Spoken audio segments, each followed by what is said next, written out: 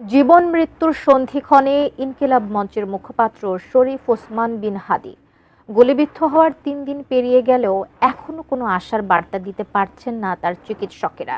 সংকটাপন্ন অবস্থায় উন্নত চিকিৎসার জন্য তাকে নেওয়া হচ্ছে সিঙ্গাপুরে। তবে এত জটিল অবস্থা থেকে তার ফিরে আসার সম্ভাবনা ঠিক কতটুকু? এর আগে মৃত্যুর দুয়ার থেকে ফিরে আসার নজিরই বা কতটা আছে? বিস্তারিত জানাচ্ছেন আরিফ হাসানের প্রতিবেদনে।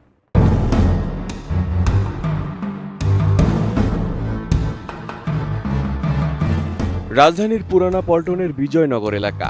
গত ১২ ডিসেম্বর জুমার নামাজ শেষে রিকশায় করে হাইকোর্ট এলাকায় যাওয়ার পথে বক্স কালভার্ট এলাকায় হঠাৎই দুর্বৃত্তদের হামলার শিকার হন ইনকিলাব মঞ্চের মুখপাত্র শরীফ ওসমান বিন হাদী। মোটরসাইকেলে আসা দুইজন খুব কাছ থেকে তার মাথায় গুলি করে পালিয়ে যায়। গুলিবিদ্ধ হওয়ার পরপরই তাকে নেওয়া হয় ঢাকা মেডিকেল কলেজ হাসপাতালে। সেখানে জরুরি ভিত্তিতে তার মস্তিষ্কে অস্ত্রোপচার করা হয়। চিকিৎসকদের ভাষ্য অনুযায়ী গুলি মাথার ডান দিক দিয়ে ঢুকে বাম পাশ দিয়ে বেরিয়ে গেছে, যা নিউরোসার্জারির দৃষ্টিতেই অত্যন্ত জটিল ও প্রাণঘাতী। ঢাকা মেডিকেলে প্রাথমিক অস্ত্রোপচারের পর উন্নত আইসিইউ সাপোর্টের জন্য হাদীকে ভর্তি করা হয় ঢাকার এভার কেয়ার হাসপাতালে। সেখানে তার চিকিৎসার জন্য একটি মেডিকেল বোর্ড গঠন করা হয়।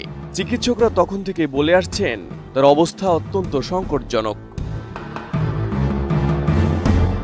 এদিকে হামলার ৩ দিন পেরিয়ে গেলেও অবস্থার উল্লেখযোগ্য কোনো উন্নতি হয়নি, বরং মস্তিষ্কের ফোলা আগের তুলনায় আরও বেড়েছে, যা চিকিৎসা বিজ্ঞানের ভাষায় এক গভীর উদ্বেগজনক অবস্থা নির্দেশ করে।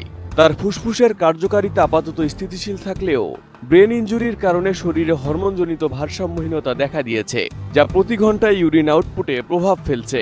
এছাড়া ব্রেন স্টেমে আঘাত ও অতিরিক্ত চাপের কারণে রক্তচাপে ওঠানামা হচ্ছে। চিকিৎসকরা জানিয়েছেন হাদীর কিডনির কার্যক্ষমতা কিছুটা ফিরে এলেও শরীরের অন্যান্য অঙ্গ প্রত্যঙ্গ এখনো লাইফ সাপোর্টের উপর নির্ভরশীল। RICL TMX, যুগের পর যুগ স্থাপনা থাকে মজবুত। চিকিৎসকরা বলছেন হাদীর গুলির ঘটনা ছিল একটি এক্সপার্ট হেডশট, যা টেম্পোরাল বোন ভেদ করে ব্রেনের মূল অংশের সামনে দিয়ে গুলি এফোর হয়ে গেছে, যেখানে হৃদযন্ত্র ও শ্বাস প্রশ্বাস নিয়ন্ত্রণের সেন্টার থাকে। অস্ত্রোপচারের সময় বুলেটের কিছু অংশ বের করা সম্ভব হলেও একটি ফ্র্যাগমেন্ট মস্তিষ্কের গভীরে রয়ে গেছে। জায়গাটি অত্যন্ত সংবেদনশীল হওয়ায় আপাতত কনজারভেটিভ ম্যানেজমেন্টে রাখা হয়েছে তাকে। নতুন করে এখনই সার্জারির প্রয়োজন নেই বলেও মত দিয়েছে মেডিকেল বোর্ড। এর আগে ঢাকা মেডিকেল হাসপাতালে সার্জারির সময় 2 বার কার্ডিয়াক অ্যারেস্ট হয়েছিল হাদীর, যা তার অবস্থা আরও জটিল করে তোলে। এমন অবস্থায় উন্নত চিকিৎসার জন্য সোমবার এয়ার অ্যাম্বুলেন্সে করে সিঙ্গাপুরে নেওয়া হয়েছে হাদীকে। সিঙ্গাপুর জেনারেল হাসপাতালের অ্যাক্সিডেন্ট অ্যান্ড ইমার্জেন্সি বিভাগে তার চিকিৎসার সব প্রস্তুতি সম্পূর্ণ করেছে অন্তর্বর্তী সরকার। তবে প্রশ্ন থেকেই যায়, এই অবস্থা থেকে হাদীর ফিরে আসার সম্ভাবনা কতটুকু? বিশ্বে এর আগে এমন ভয়াবহ হামলা থেকেও মৃত্যুকে জয় করেছেন অনেকে।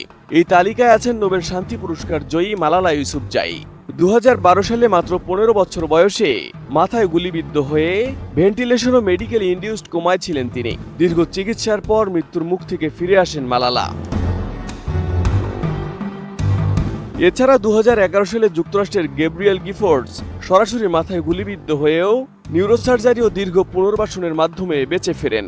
আরও পেছনে গেলে দেখা যায় ১৮৪৮ সালে ফিনিয়াস গেজ, যার মাথা ভেদ করে লোহার রড বেরিয়ে গেলেও তিনি অলৌকিকভাবে বেঁচে ছিলেন। বর্তমানে শরীফ ওসমান হাদীর অবস্থা অত্যন্ত সংকটাপন্ন। এই অবস্থা থেকে ফিরে আসা যেমন ভীষণ জটিল, তেমনি অসম্ভব নয়।